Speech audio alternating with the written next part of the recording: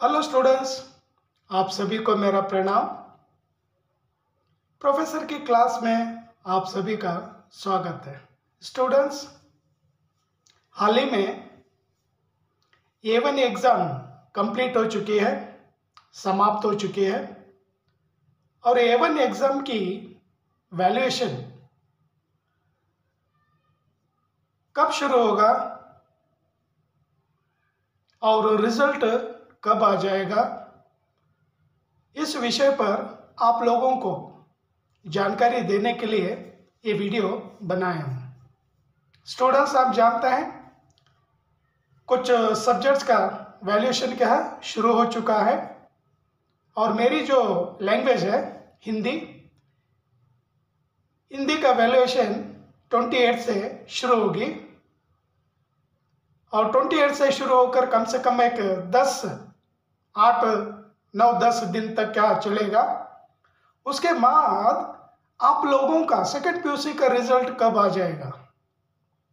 Students, आप जानते होंगे, अगर नहीं जानते हैं तो जान लीजिए, अप्रैल 15 तारीख के अंदर आप लोगों का रिजल्ट जरूर आ जाएगा। तो ये वैल्यूएशन शुरू होगा, 8-10 दिन तक वैल्यूएशन चलेगा। उसके बाद क्या 2-3 दिन में क्या रिजल्ट अनाउंस कर देंगे। तो वैल्यूएशन भी कंप्लीट होगा और रिजल्ट भी क्या आ जाएगा। स्टूडेंट्स, जो भी मेरे चैनल पर नए हैं सब्सक्राइब कर लीजिए।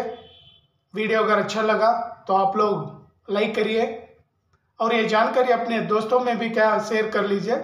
स्टूडेंट्स, ಎಲ್ರಿಗೂ ನಮಸ್ಕಾರ, ಶರಣು ಶರಣಾರ್ಥಿ, ನಿಮ್ಮೆಲ್ಲರಿಗೂ ಪ್ರಣಾಮ.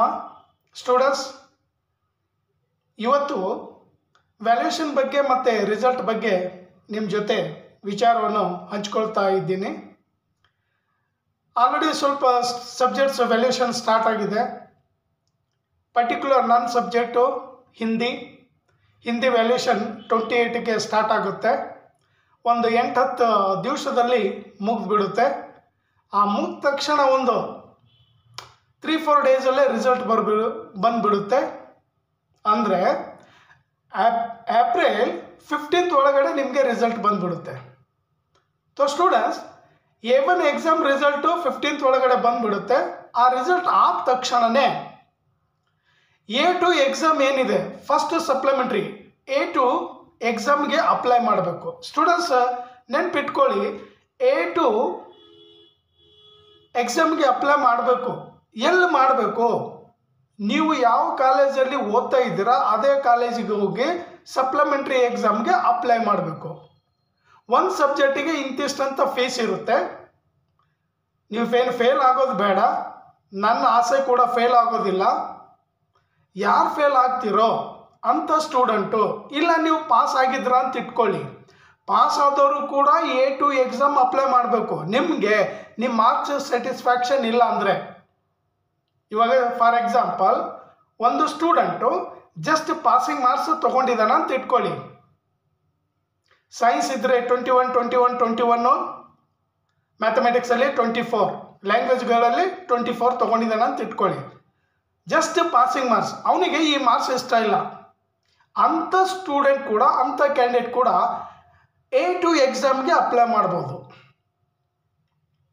ಫೇಲ್ ಆದವ್ರು ಕೂಡ ಮಾಡ್ಬೋದು, ಪಾಸ್ ಆದವ್ರು ಕೂಡ ಮಾಡ್ಬೋದು. ನೀವು ಯಾವ ಕಾಲೇಜಲ್ಲಿ ಕಲಿತಾ ಇದ್ದೀರೋ ಅದೇ ಕಾಲೇಜಲ್ಲಿ ಹೋಗಿ ಅಪ್ಲೈ ಮಾಡಬೇಕು. ಸೊ A2 ಎಕ್ಸಾಮ್ ನೀವು ಬರಿಬೋದು, ಪಾಸ್ ಆದವರು ಬರಿಬೋದು, ಫೇಲ್ ಆದವರು ಬರಿಬೋದು. ಆ A2 ಎಕ್ಸಾಮಲ್ಲೂ ಕೂಡ ನಿಮಗೆ ಕಮ್ಮಿ ಮಾರ್ಕ್ಸ್ ಬಂತಂತ ಇಟ್ಕೊಳ್ಳಿ, ಹಾಗೆ ತಿರ್ಗಾ ನೀವು A3 ಎಕ್ಸಾಮ್ಗೆ ಅಪ್ಲೈ ಮಾಡಬೇಕು. ಫೇಲ್ ಆದವರು ಕೂಡ ಅಪ್ಲೈ ಮಾಡ್ತಾರೆ, ಪಾಸ್ ಆದವರು ಕೂಡ ನಿಮಗೆ ಸ್ಯಾಟಿಸ್ಫ್ಯಾಕ್ಷನ್ ಇಲ್ಲ, ನಿಮ್ಮ ಮಾರ್ಕ್ಸು ಕಡಿಮೆ ಬಂದುಬಿಟ್ಟಿದೆ, ನಾನು ನೆಕ್ಸ್ಟ್ ಎಕ್ಸಾಮಲ್ಲಿ ಚೆನ್ನಾಗಿ ಮಾರ್ಕ್ಸ್ ತೆಗಿತೀನಿ, 3ನೇ ಎಕ್ಸಾಮಲ್ಲಿ ಚೆನ್ನಾಗಿ ಮಾರ್ಕ್ಸ್ ತೆಗಿತೀನಿ ಅನ್ನೋರು ಈ ಥರ ನೀವು ಅಪ್ಲೈ ಮಾಡ್ಬೋದು. ಸೊ ನಿಮಗೆ 3 ಚಾನ್ಸ್ ಇದೆ. ಇವಾಗ 3 ಎಕ್ಸಾಮ್ ಬರ್ದಿರಾ ಅಥವಾ 2 ಎಕ್ಸಾಮ್ ಬರ್ದಿರಾ ಅಂತ ಇಟ್ಕೊಳ್ಳಿ. ಯಾವ ಎಕ್ಸಾಮಲ್ಲಿ ನಿಮಗೆ ಹೈಯೆಸ್ಟ್ ಮಾರ್ಕ್ಸ್ ಬಂದುಬಿಟ್ಟಿದೆ ಆ ರಿಸಲ್ಟ್ ಮಾತ್ರ ನೀವು ಅಕ್ಸೆಪ್ಟ್ ಮಾಡ್ಕೊಳ್ಬೋದು. ಈ ಥರ ಬೋರ್ಡು ಒಂದು ಅವಕಾಶವನ್ನು ಮಾಡಿಕೊಟ್ಟಿದೆ, ನೀವು ಅದೇ ಮಾರ್ಕ್ಸನ್ನು ಪಡ್ಕೊಳ್ಬೋದು. ಸ್ಟೂಡೆಂಟ್ಸ್, ಈ ಏನು ಫೆಸಿಲಿಟಿ ಇದೆ ಅಥವಾ ಇದು ಏನು ಚಾನ್ಸ್ ನಿಮಗೆ ಕೊಟ್ಟಿದ್ದಾರೆ, ಈ ಚಾನ್ಸನ್ನು ಯೂಸ್ ಮಾಡ್ಕೊಳ್ಳಿ. A1 ಏನಾದರೂ ಕಡಿಮೆ ಮಾರ್ಕ್ಸ್ ಬಂದರೆ A2 ಹೋಗಿ, A2 ಕಡಿಮೆ ಬಂದರೆ A3 ನೀವು ಬರಿಬೋದು. ಸೊ ಫೇಲ್ ಆದರೂ ಬರಿಬೋದು, ಪಾಸ್ ಆದರೂ ಬರಿಬೋದು. ನಿಮಗೆ ಹೈಯೆಸ್ಟ್ ಮಾರ್ಕ್ಸ್ ಯಾವುದರಲ್ಲಿ ಬಂದಿದೆ ಆ ರಿಸಲ್ಟ್ ಮಾತ್ರ ನೀವು ಇಟ್ಕೊಳ್ಬೋದು. ಈ ಅವಕಾಶವನ್ನು ಬೋರ್ಡ್ ನಿಮಗೆ ಕೊಟ್ಟಿದೆ. ಸೊ ನೀವು ಇವಾಗ ವೇಟ್ ಮಾಡ್ತಾ ಇರೋದು ರಿಸಲ್ಟು. ಆ ರಿಸಲ್ಟ್ ಮೇಲೆ ನಿಮ್ಮದು ಡಿಪೆಂಡ್ ಆಗಿರುತ್ತೆ A2ಗೆ ಹೋಗ್ತೀರಾ ಅಥವಾ ಹೋಗಲ್ವಾ. ಸೊ ಇನ್ನೊಂದು ವಿಚಾರ ಏನಂದರೆ, ತುಂಬ ಸ್ಟೂಡೆಂಟ್ಸ್ ಕೇಳ್ತಾ ಇದ್ರು, ಸರ್ ಎಕ್ಸಾಮು ಸೆಂಟರು ನಾವು ಯಾವ ಸೆಂಟ್ರಲ್ಲಿ ಬರೆದಿದ್ದೀವೋ ಅದೇ ಸೆಂಟರ್ ಇರುತ್ತಾ ಅಥವಾ ಚೇಂಜ್ ಆಗುತ್ತಾ ಅಂತ. ಸೆಂಟರ್ ಮಾತ್ರ ಚೇಂಜ್ ಆಗುತ್ತೆ. ಯಾವಾಗಲೂ ಸಪ್ಲಿಮೆಂಟ್ರಿ ಎಕ್ಸಾಮು ಗೌರ್ಮೆಂಟ್ ಕಾಲೇಜಲ್ಲೇ ನಡೆಯೋದು. ಸೊ ಸೆಂಟರ್ ಕೂಡ ಚೇಂಜ್ ಆಗುತ್ತೆ, ಬೇರೆ ಸೆಂಟ್ರಲ್ಲಿ ನೀವು ಬರೀಬೇಕಾಗುತ್ತೆ. ಆಮೇಲೆ A2 ಬೇರೆ ಸೆಂಟ್ರಲ್ಲಿ, ಆಮೇಲೆ A3 ಕೂಡ ಬೇರೆ ಸೆಂಟ್ರಲ್ಲಿ, ಇಲ್ಲ ಅದೇ ಸೆಂಟ್ರಲ್ಲಿ ಕೊಡ್ಬೋದು. ಯಾಕಂದರೆ 2 ಸಪ್ಲಿಮೆಂಟ್ರಿ ಎಕ್ಸಾಮ್ಸ್ ಇದೆ ಅಲ್ವಾ, ಅದರಲ್ಲೇ ಕೊಡ್ಬೋದು. ಸೊ ನೀವು ಮಾತ್ರ ಕೇರ್ ಆಗಿ ನಿಮ್ಮ ರಿಸಲ್ಟ್ ನೋಡಿಕೊಂಡು A2ಗೆ ಮತ್ತು A3ಗೆ ಅಪ್ಲೈ ಮಾಡೋದನ್ನು ಮರಿಬೇಡಿ. ಅಪ್ಲೈ ಮಾಡಲೇಬೇಕು. ನೀವು ಎಷ್ಟು ನಿಮ್ಮ ಸಬ್ಜೆಕ್ಟ್ ಹೋಗಿದೆ ಅಷ್ಟು ಅಪ್ಲೈ ಮಾಡಿ ಎಕ್ಸಾಮ್ ಬರೀಲಿಕ್ಕೆ ರೆಡಿ ಆಗಬೇಕು. ಸ್ಟೂಡೆಂಟ್ಸ್, ಈ ಥರ ನಿಮಗೆ ಒಳ್ಳೊಳ್ಳೆ ಇನ್ಫಾರ್ಮೇಷನ್ ಕೊಡ್ತಾ ಇರ್ತೀನಿ. ಸೊ ಯಾರೆಲ್ಲ ಹೊಸಬ್ರು ಇದ್ರೆ ಸಬ್ಸ್ಕ್ರೈಬ್ ಆಗಿ. ಸ್ವಲ್ಪ ಎಲ್ಲೋ ಅಲ್ಲಿ ಇಲ್ಲಿ ಸ್ವಲ್ಪ ಹೆಚ್ಚು ಕಡಿಮೆ ತಪ್ಪುಗಳು ಆಗ್ತಾ ಇರುತ್ತೆ. ಸೊ ಅದನ್ನು ನಾವು ಕೂಡ ತಿದ್ಕೊಂಡು ನಡೆದವನೇ ಮನುಷ್ಯ. ಸೊ ಹಾಗಾಗಿ ಇದೇ ಥರ ನಾನು ಇನ್ಫಾರ್ಮೇಷನ್ ಕೊಡ್ತಾ ಇರ್ತೀನಿ. ನೀವು ನನ್ನ ವಿಡಿಯೋನ ಫಾಲೋ ಮಾಡಿ. A2 ಎಕ್ಸಾಮ್ ಬಗ್ಗೆ ಕೂಡ ನಾನು ತುಂಬ ವಿಡಿಯೋ ಮಾಡ್ತೀನಿ. ಆಮೇಲೆ A3 ಎಕ್ಸಾಮ್ ಬಗ್ಗೆ ಕೂಡ ತುಂಬ ವಿಡಿಯೋ ಮಾಡ್ತೀನಿ. ಸೊ ಇದೇ ಥರ ನೀವು ಫಾಲೋ ಮಾಡ್ತಾಯಿರಿ, ವಿಡಿಯೋ ನೋಡ್ತಾಯಿರಿ. ವಿಡಿಯೋ ನೋಡಿದ್ರೆ ನಿಮಗೂ ಕೂಡ ಒಂದು ಒಳ್ಳೆ ಐಡಿಯಾ ಬಂದುಬಿಡುತ್ತೆ, ಯಾವ ಥರ ನಾನು ಬರಿಬೇಕು, ಯಾವ ಥರ ಆನ್ಸರ್ ಬರೆದ್ರೆ ಮಾರ್ಕ್ಸ್ ಬಿಡುತ್ತೆ. ಹಾಗೆ ಮಾಡಲ್ ಕ್ವಶನ್ ಪೇಪರ್ ಕೂಡ ಸೇಮ್ ಇರುತ್ತೆ. ಕ್ವಶನ್ ಪೇಪರ್ ಪ್ಯಾಟರ್ನ್ ಸೇಮ್ ಇರುತ್ತೆ, 80 ಮಾರ್ಕ್ಸೇ ಇರುತ್ತೆ. ಆಮೇಲೆ ಸೇಮ್ ಬ್ಲೂ ಪ್ರಿಂಟ್ ಏನಿದೆ ಅದರ ಪ್ರಕಾರನೇ ಕ್ವಶನ್ ಪೇಪರ್ ಬಂದುಬಿಡುತ್ತೆ. ಸೊ ಆ್ಯಸ್ ಇಟ್ ಈಸ್, ನಾನು ಮುಂಚೆನೇ ನಿಮ್ಗೆ ಹೇಳಿದ್ದೆ ಕ್ವಶನ್ ಪೇಪರ್ ತುಂಬ ಈಸಿಯಾಗಿರುತ್ತೆ ಅಂತ ನಾನು ಹೇಳಿದ್ದೀನಿ. ಸೆಕೆಂಡ್, ಇವಾಗ A2 ಕ್ವಶನ್ ಪೇಪರ್ ಕೂಡ ತುಂಬ ಈಸಿಯಾಗಿರುತ್ತೆ. A3 ಕೂಡ ತುಂಬ ಈಸಿಯಾಗಿರುತ್ತೆ. ಹಿಂದಿ पर्टिकुलर ನಾನು ಹಿಂದಿ ಬಗ್ಗೆ ಮಾತಾಡ್ತಾ ಇದ್ದೀನಿ. स्टूडेंट्स, A2 एग्ज़ाम के लिए भी आपको अप्लाई करना होता है. अगर आप पास हो या फेल हो, अगर आप चाहते हैं A2 एग्ज़ाम के लिए अप्लाई करना या A2 एग्ज़ाम लिखने के लिए अगर आप तैयार है या आपके मन में अगर इच्छा है, अगर आपको मार्क्स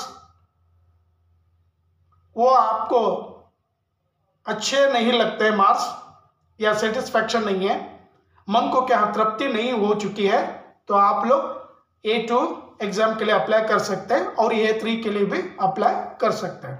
स्टूडेंट्स, ಈ ವಿಡಿಯೋ ಇಲ್ಲಿಗೆ ಮುಗಿಸ್ತೀನಿ.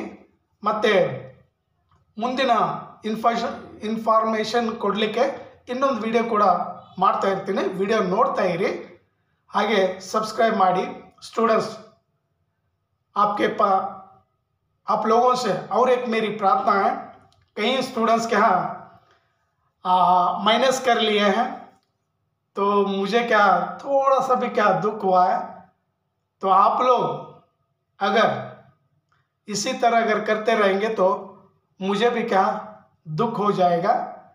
तो सब्सक्राइब करिए, सब्सक्राइब करना ना भूलिए. Thank you students. जय हिंद, जय कर्नाटका, वंदे मातरम.